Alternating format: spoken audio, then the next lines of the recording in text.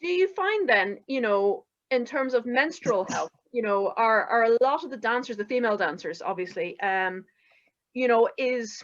are they all, are they using oral contraceptives to control their cycles? Or is that kind of on the radar in terms of issues like RED-S and menstrual irregularities? Because I'm thinking down the line in terms of bone health, fertility, but even injury. Yeah.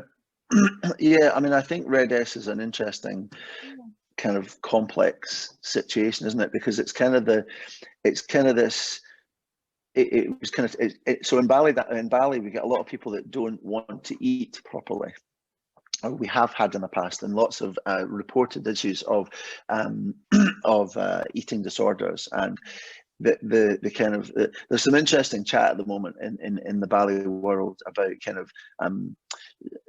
of abuse and expectations of what women's bodies should be like, and the discussion that most Bali companies were often run by gay artistic men who wanted a certain look, didn't want particularly voluptuous women. Okay. And there's also and how you look on stage, and there's a kind of quite a lot on Twitter recently about people kind of saying, it's been a bit of a misogynistic field to be in. I think I'm super lucky because both of the people that I worked in, the three of the artistic directors that I worked with closely over the years have been very progressive and very forward thinking and very focused on not on that, that have really high standards and want their aesthetic their shows to look aesthetically pleasing and be popular, but actually we're absolutely focused on the well-being of their dancers. And for me, that was an amazing environment to work in, because I mean it was totally inspiring to be, if you like, valued by the people at the top of the tree, because and then they've taken that to develop the medical input to these companies above and beyond anyone else I know. So, and it's happened around the world. I mean, Australia, America, it's happening all over the place now. I mean, it's just when I started doing it 20 years ago, it wasn't. So for me, it's still, I was kind of pleased to be part of that movement to kind of shift it a little bit. But I think, so there's the issue of like, so I think, we get undernourished male and female dancers. Obviously, the female, it has a much more effect in the female arena. There's an interesting thing that what happens, of course, because all the girls kind of spend time together, they all become like chronologically together. So they all end up having their periods kind of at similar times, and so you can kind of monitor how they're feeling energy-wise. I would say that again, there's been this big change towards healthy eating, nutrition, much more towards kind of almost vegan-based diets, plant-based diet, with healthier eating, looking at kind of not eating processed foods. I'll tell you a real funny story. When I did my first job with Riverdance, the kids were brilliant. I had such a good time with them, and it was hilarious. I learned like so quickly. Anything, my dance skills went through the ceiling. I just didn't know where to stop. And a lunch for them would often be a packet of Ringos in a cup of tea. So, and I would say, "What are you doing?" And she would say, "It's all right. There's salt and vinegar." Oh well then. So they actually take the Ringos and pour them in the tea. So the last time I was at Scottish Ballet, someone was eating some macrobiotic nuts, seeds, and green bits with soya dressing with some tofu on the side, and I thought, how times have changed. Not a Ringo. Exactly. So I think there's been a shift in society, right, which has a knock-on effect. And I think as well, we've engendered, and I engender with my dancers, a sense that they should take care of their bodies, and we have like nutritional input at the ballet as well, and I'll often encourage dancers that you need to get some nutritional input, because you need to know what you're eating. The kind of RED-S, but I think maybe in the more long-term things, you go back to female dancers and you think about RED-S. I mean, RED-S is almost like it's a syndrome, isn't it? It's a collection of things that happen, right? And a lot of dancers do have dysmenorrhea or amenorrhea, because they're often, they're dancing maybe from 10:30 in the morning to 6 o'clock at night every single day, and that's just rehearsal. And then if they have shows, I mean, our Christmas show season runs beginning of December right through to the beginning of February, and in that time they might do 58 shows, sometimes 2 on a day.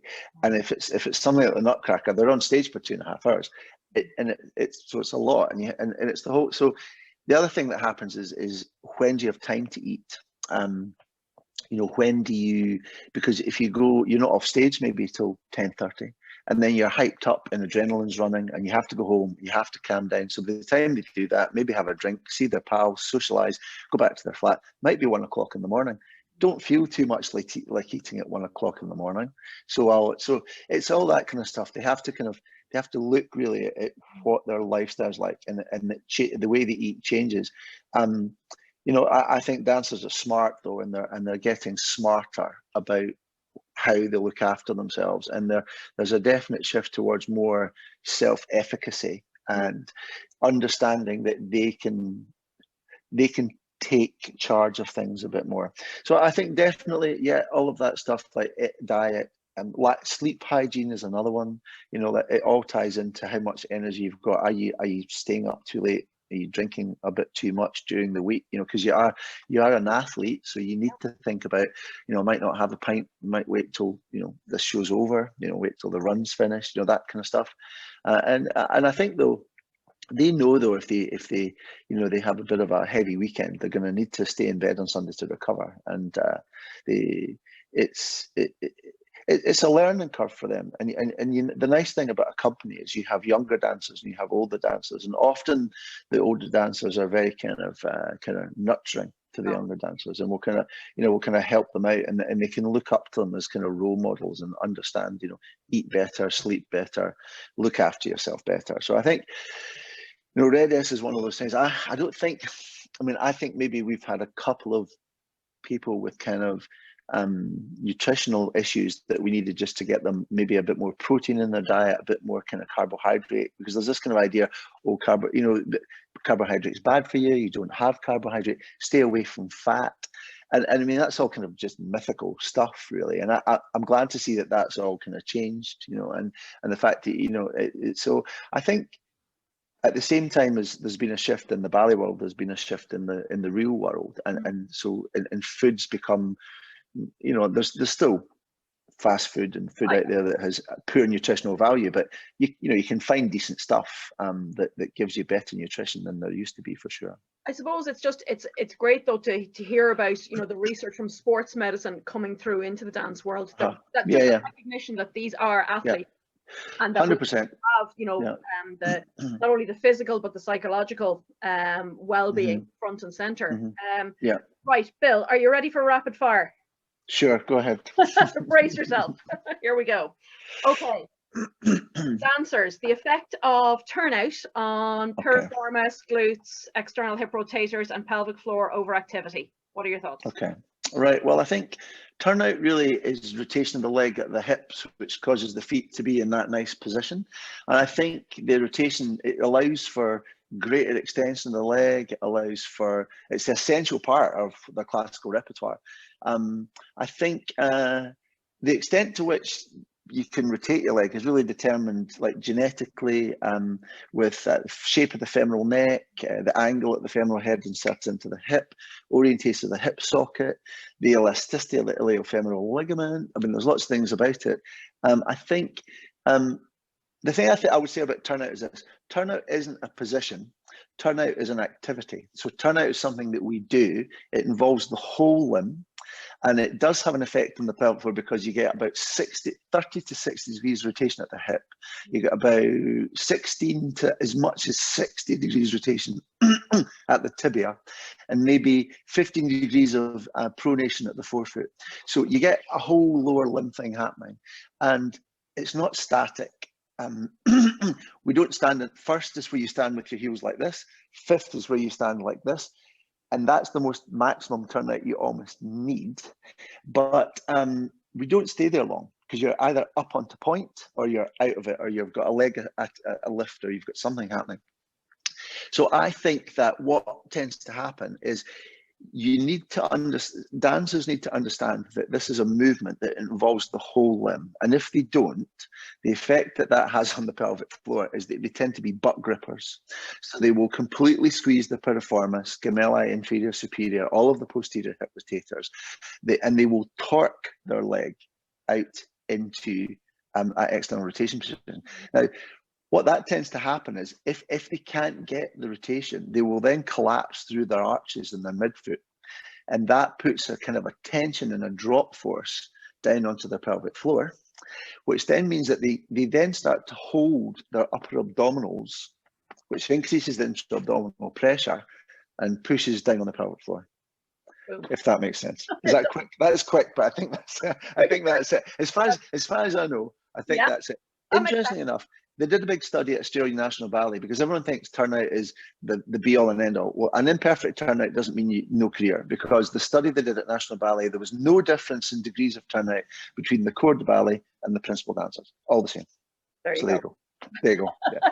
I used to say, if people are on stage, people used to say to me, oh, this doesn't look right, that doesn't look right. And I'll say, if you fall over, bang your nose and it bleeds, the audience will notice. Otherwise, they won't have a clue. And that's pretty much it. Just keep going. Just keep going.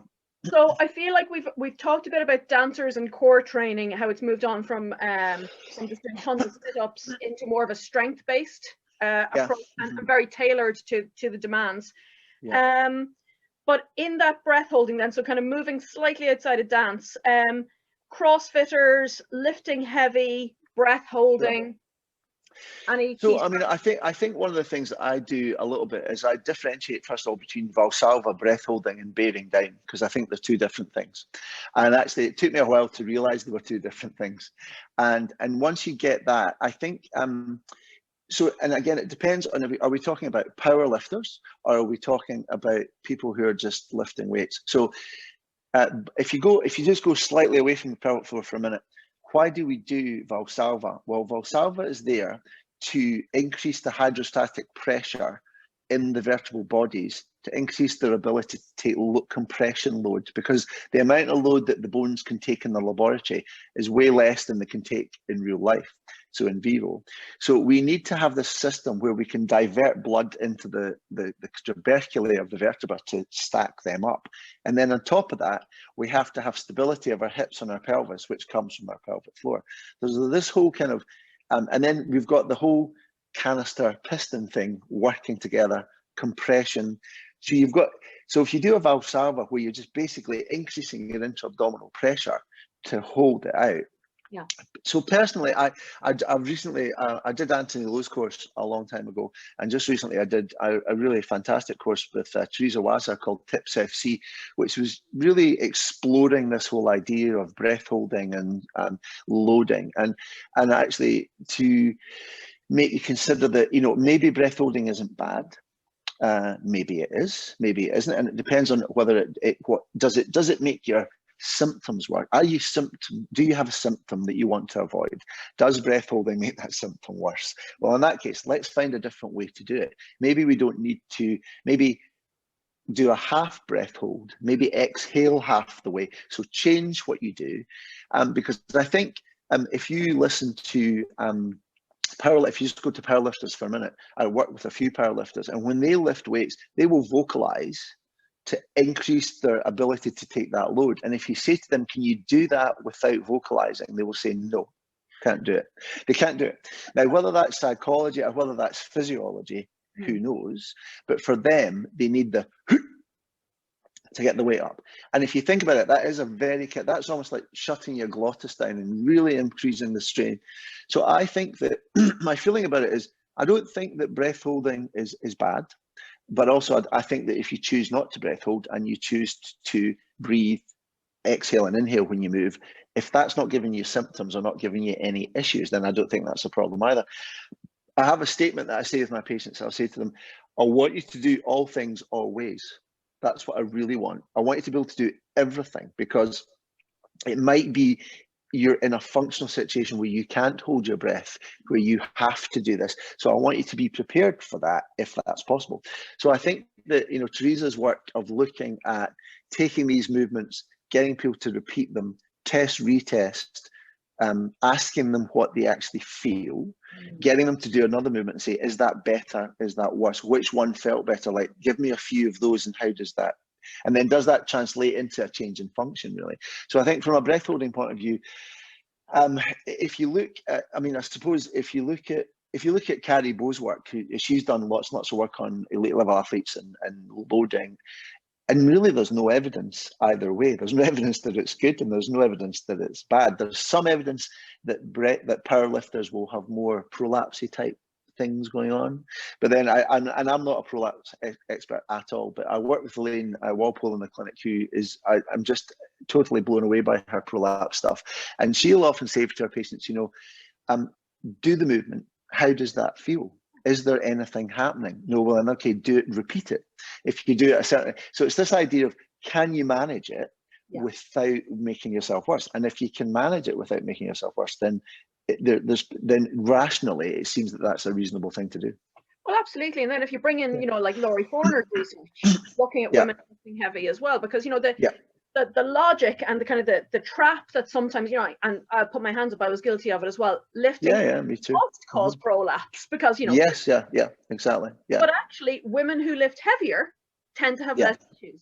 That's right. Yeah. And particularly when you start comparing that to runners, that's really interesting as well. It's very interesting, yeah. So, is it an endurance issue? Because if you're lifting heavy, you're probably doing it in shorter bursts.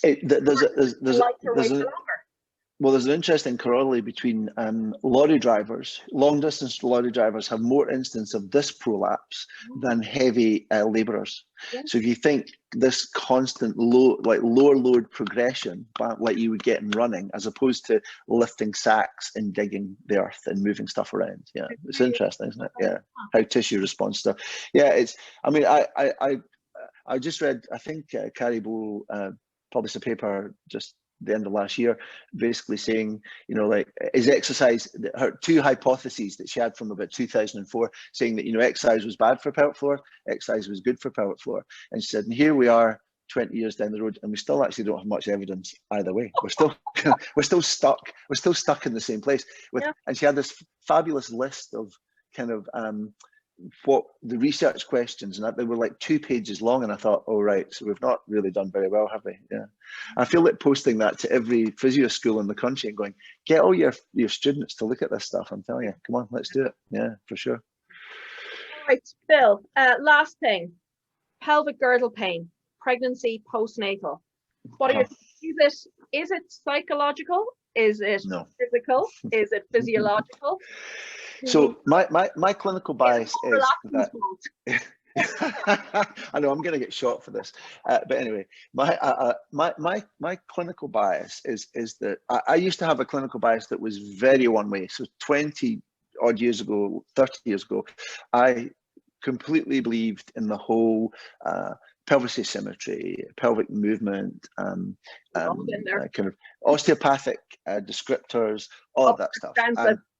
And you as you start working, I don't know, some days in the clinic you think, oh, I just moved them. I didn't really do anything there. I didn't really do any particular directional treatment. I just basically got them moving, and when I got them moving, they got better.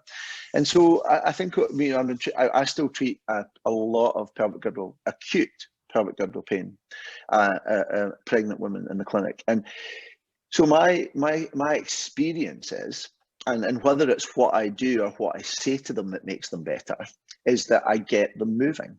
I reduce their fear.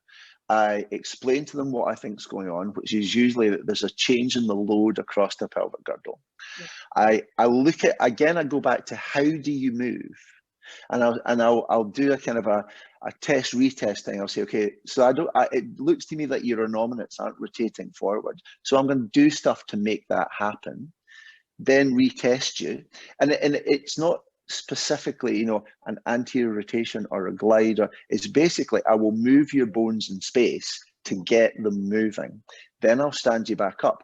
And I think people will say, oh, manual therapy, it creates a dependency, it makes the patient, but actually what it does as well is, maybe you could argue that, but what you can also argue is it gives them confidence to move. It gives them confidence to move, and you've moved them and you've helped them move, and they say, oh, and they stand up and go, oh, that feels a bit better. And immediately you see the buy-in, immediately you see that they're thinking. So absolutely, some women who are pregnant are in a fearful state because maybe they've had miscarriages, maybe this is their first baby, they don't believe this baby's going to make it, all sorts of psychological stuff going on.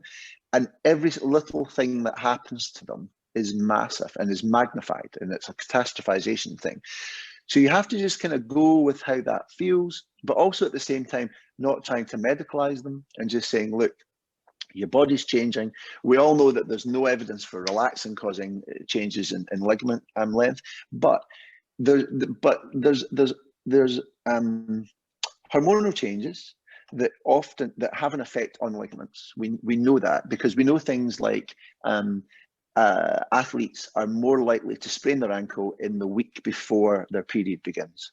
A 40% increase in that happening. So those hormones can have an effect on ligaments, right? And in pregnancy, the hormones are crazy. They're all over the place. Yeah. They're all over the place, right? And so I think 100%, I will just put my hand up and say, I think it's physical. I think it's biomechanical, and I think it's about movement. Do I think it's about an osteopathic lesion that needs repaired or fixed? No. Is it about people needing to be encouraged to load better, to be comfortable to load? But I think as well, it's not. I think I spoke actually just the other night about this on Pelvic Roar, and someone asked a question about if patients came, asking for demand. I think it was demanding manual therapy, right? And I said, well, it's my opinion about this is the same opinion as women demanding to be continent. I said, why should women have to suffer pelvic girdle pain when, I mean, my average number of sessions with a pregnant woman with pelvic girdle pain is one session. It's not 6 sessions. It's not forever. It's one session. And they come in, and yes, it's not that I don't cure them. I explain to them what's going on. I show them how to move. I teach them strategies to take away and use themselves with a proviso that I'll say, look, if this comes back, this might be enough, and you might never have it again. It might not be enough to bother you, but if you want to come back, pop back in, and we'll do a little bit more movement stuff on you, and I'm sure that'll be enough to get you on your way. And if you sell it like that to them, they go away thinking, well, the proof's in the pudding. They stand up, they go, I actually feel a lot better, Bill. Thanks very much. It feels like I can stand on my leg. I'll go back to, because some, in the past, women, when they were pregnant, it was kind of, you got pregnant, you stayed home. Nowadays, it's not like that. You have to go to work. You have to look after your family. There's all these demands being made. So I'm quite kind of passionate about the fact that we should be offering these women at least one assessment and treatment session to see if we can help them with their pain. Because I don't think it's good enough to say, here's a pair of crutches and it will go away once your pregnancy's over. Because I hear that a lot. And the other point about that, I think, is, we know that incontinence after having a baby is usual but not normal. And I would say that the same thing about pelvic girdle pain. It can be usual, but it's not normal, because a lot of people have pregnancies and have no pelvic girdle pain. So why should the people that get it have to suffer with it? So I think that absolutely with all pain, there's a biopsychosocial component. That's a complex situation. It's an embodied experience. And I think the other thing as well, there's a kind of the kind of an active approach to pain really fits here well, because women are really embodied in their bodies when they're pregnant. I know that sounds a bit strange, but they're in their body, aren't they? It's really happening within them. They become really connected to what their body's doing. So I think that when we understand that, then giving them permission to move and giving them strategies and confidence to move, I think is really where we're at. So rather than just saying, because I think there's been a bit of a move recently to get away from it as being a kind of a compression or loading thing. I said, well, I'm really sorry, but you can't do that, because the sacroiliac joint transmits load. That's its job. And just increase load out the front of the body in terms of 100%. Baby. So you have a joint. You have a joint that's primary role is load transfer, Yeah. You've now increased the load it's transferring, but we're now arguing that it's not a load transfer issue. Well, I don't know. And you throw in a little bit of constipation and sleeplessness. 100%. Yeah, lack of poor sleep. And that's going to get your pelvic floor. And your pelvic floor is just like this, and then, you know, 100%. Yeah, so that's what I think. So maybe I'm maybe not on trend with that, but that's what I feel. I think actually you're bang on, because I really like paraphrasing Greg Layman's calm things down then build things up. But Sinead Dufour, who's a Canadian. Yes, I've spoken to Sinead. She's lovely. I really cool. About this as well, and she's doing some really exciting research with the APC microbiome unit in Ireland. Showing how cortisol, so stress hormones, have more of a correlation with pelvic girdle. Yes. I'm sure. That's directly tied into sleep deprivation. So, it really is. It's such a foundational. I'm very excited to see sleep being more on our radar as just 100% a key component, because it's. Are we asking enough questions about sleep? Are we screening for that enough with either, I would say, acute or probably not. Pain? Probably not. No. It's huge, and particularly again, once you throw a little bit of hormonal roller coastering into the mix. Yeah, definitely. Pregnancy or perimenopause here. Yeah, definitely. BillTaylor, wow, that was amazing. 25 minutes. That was never going to happen. That was never going to happen. It was a nice try. It was a nice try. Hope springs eternal, but so many pearls of wisdom, strands of them at this stage. Bill, where can people find out more about you, your courses, where you are, what you do? Your favorite? Just go to my website, is www.taylorphysiotherapy.com, and I think most things are on there. I'm on Facebook quite a lot. I'm kind of rubbish at Twitter, and sometimes I'm on Instagram. I'm not the best kind of social media person, but I seem, it's a bit like I'm a member of a group called physiosonline.co.uk with Evie Martin from Norway, and so oftentimes I do stuff through them. There's advertising things them, but I said to Evie at the very beginning, she said, I don't know where you are. I can't find you. And I said, yeah, I'm a bit more of a Kevin Costner kind of guy. It's if you build it, they will come. I said, I don't know. And they do. So thankfully, and come and I mean, because it's a total privilege to be able to sit here and talk to you, Michelle, because you're such a legend, and I really appreciate you asking me along, because I think as well, I've frequently for a very, very long time felt a bit of an imposter as a pelvic floor physio, but I'm beginning to, just after 30 years now, think maybe I'm a little bit there. So we'll see. Absolutely. Bill, I can't thank you enough for your generous sharing of knowledge. Really incredible stuff. And if you can find Bill on social media, he is worth a follow. But he is elusive and mysterious, but you will be rewarded if you persist. Bill, thanks a million. You're very welcome. Thank you. Thanks very much for having me.